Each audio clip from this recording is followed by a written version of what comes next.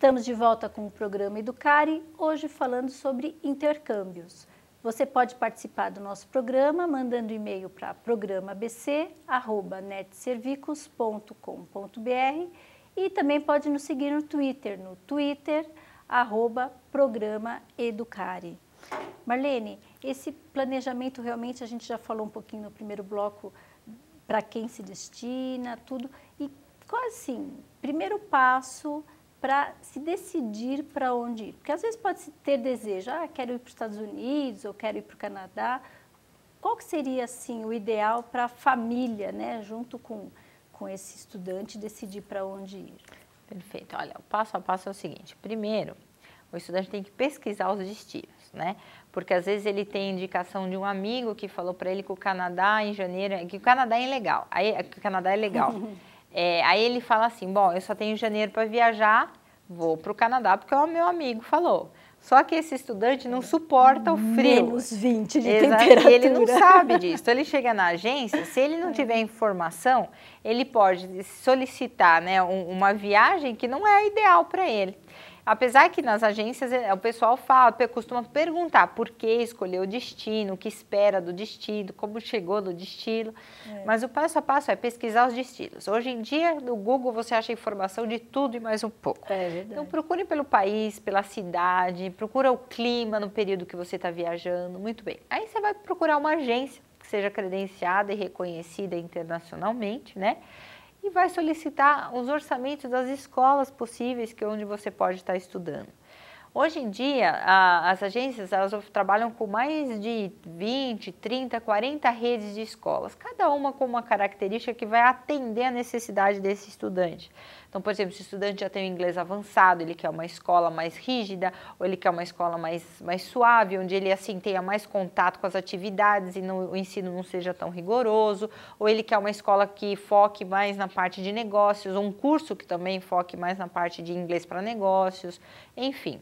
Procura uma agência, essa agência ela deve te mostrar, inclusive apresentar os credenciamentos dela, tá, a nível nacional e internacional também, que são selinhos de qualidade que garantem a idoneidade e a qualificação dos serviços dessa agência.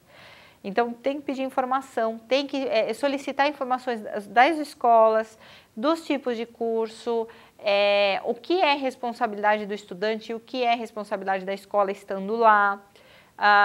Quais as possíveis ocorrências que pode acontecer, por exemplo, está numa acomodação e precisa trocar de acomodação porque não se adaptou por qualquer razão que seja, qual o passo a passo, tudo isso deve ser solicitado ao se consultar uma agência. Isso com a família, se possível, melhor ainda.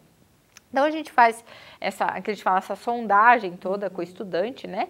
Aí é oferecida as opções, é explicada, mostrado claramente os valores, o que está incluído, o que é responsabilidade de quem, e daí então é feita a matrícula. Hoje em dia, para se fazer a matrícula, você não precisa ter nível de inglês anterior ou idioma, qualquer idioma, aliás, não estou falando de inglês como exemplo, mas pode ser espanhol, alemão, francês, enfim. Você não precisa ter conhecimento nenhum, porque as escolas no exterior, elas já oferecem cursos que vão desde o basicão até o avançado, tá? Chegando, a gente coloca o nível de inglês que o estudante nos diz ter, mas independente disso, chegando lá, ele é submetido a um teste de idioma e uma entrevista, e com base nesse teste, nessa entrevista, ele é encaixado no estágio correspondente.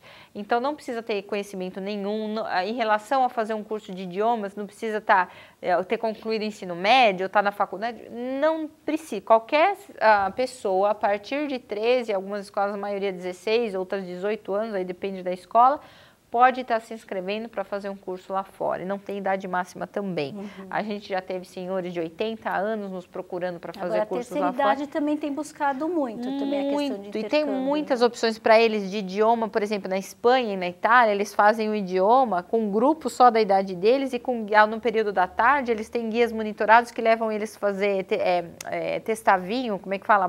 Experimentar, degustar vinhos, dançar, danças, comida local, enfim, atividades bem direcionadas, bem culturais, é isso mesmo. Então, hoje em dia, a gama é essa, mas o passo a passo é ir numa agência, pesquisar os destinos, ir numa agência, pedir toda a informação, ver o período certinho, quanto mais antecedência, às vezes de um ano para outro, se você faz a matrícula com antecedência, as escolas até honram os valores de tarifa de um ano para o ano seguinte, então você consegue pegar a tarifa com desconto, porque cada ano o tarifário da escola é ajustado, né?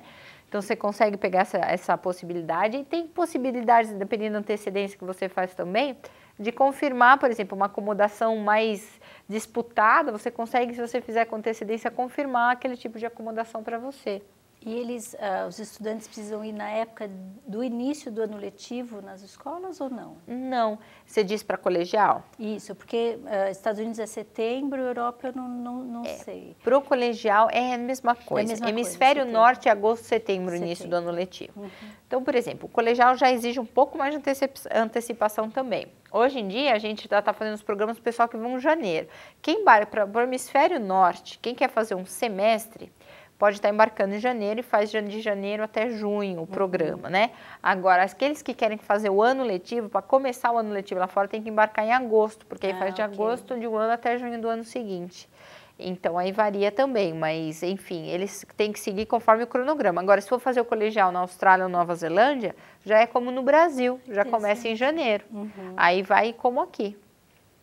E esse planejamento financeiro também, né? Porque é passagem aérea, acomodação.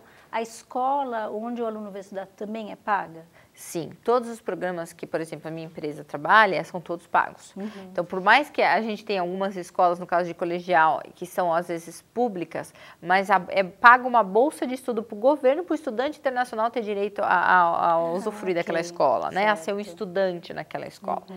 Então, sim, realmente todos os programas são pagos, é tudo contratado, tudo ajustado em termos legais, tudo certinho. E quando fica em casa de família, também a família é remunerada?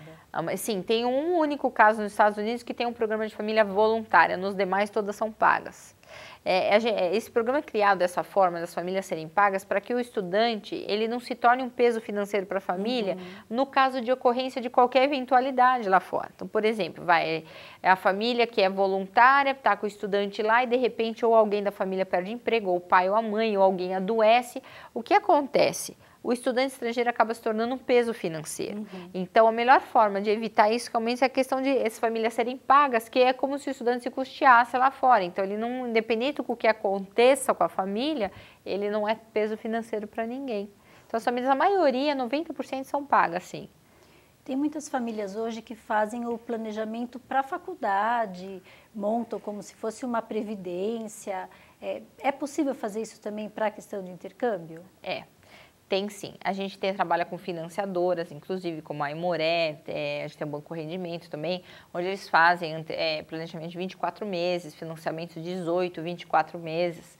São fixas em reais, tem juros embutidos, mas são juros mais reduzidos que do mercado. Mas sim, é possível sim, é o mais indicado, inclusive, porque não fica tão pesado para a pessoa, né? Já trava o câmbio, geralmente na matrícula o câmbio já é transformado em reais e o valor fica fixado em reais conforme o câmbio daquele dia. E daí a pessoa tem mais tempo para se planejar. Sim, é indicado, sim.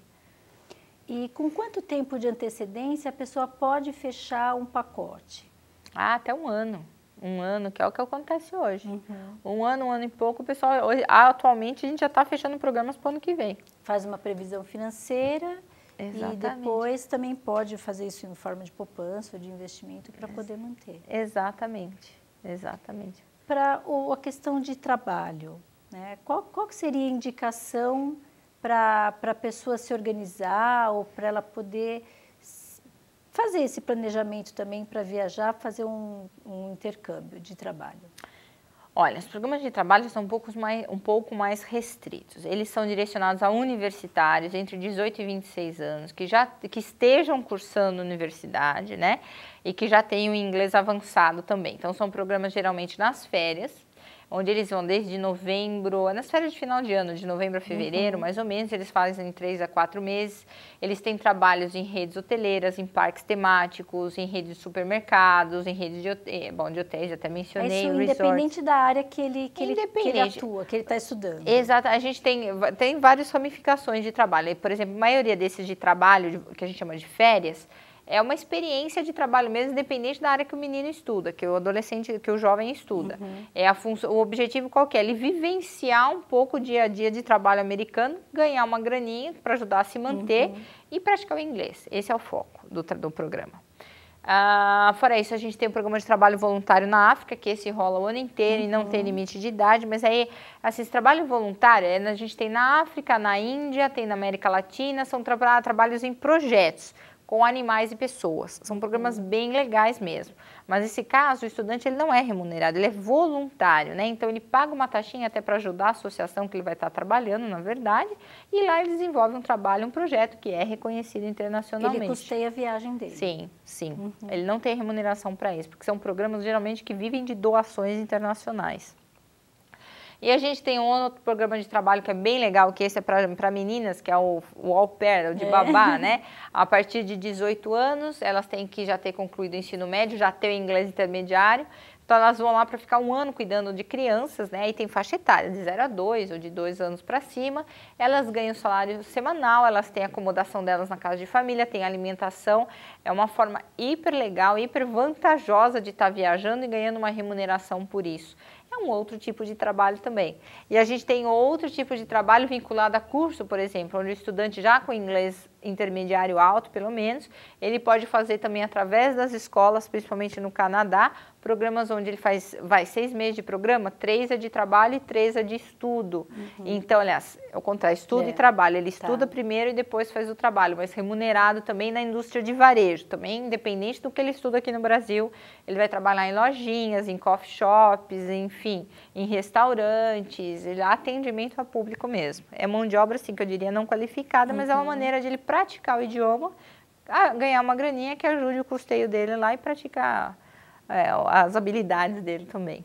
Em relação à documentação, aí cada país tem uma exigência específica em relação a visto. Exatamente. Tudo, né? Exato. E olha, como que funciona? Todos os países eles têm um visto de turista, todos não, né? Aqueles que exigem visto, mas ou é visto de turista, ou é visto de estudante, ou é visto de trabalho. Então, tudo vai ser em função do quê? Do período que o estudante vai ficar lá, da carga horária de curso que ele escolheu.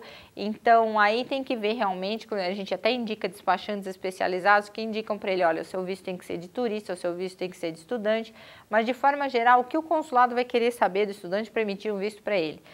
Qual o objetivo de viagem dele, ele quer saber a data da ida e a data da volta, e se o cara tem condições de se manter lá fora. Independente, é isso que tem que ser provado.